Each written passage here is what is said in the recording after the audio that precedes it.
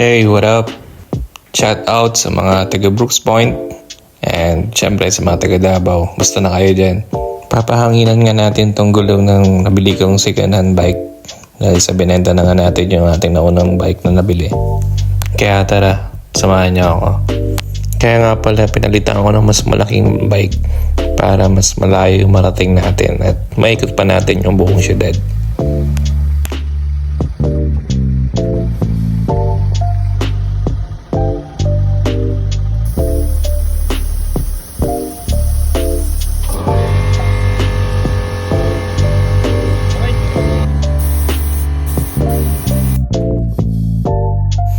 At pagkatapos nga niyan, dumiretso muna kami sa department store para bumili ng mga kailangan namin sa accommodation.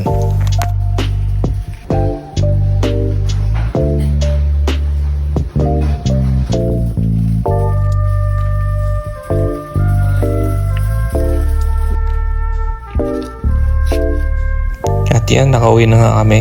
May nabili nga kami ready to eat na pizza. Kailangan mo lang siyang initin sa oven. Tara, kain tayo.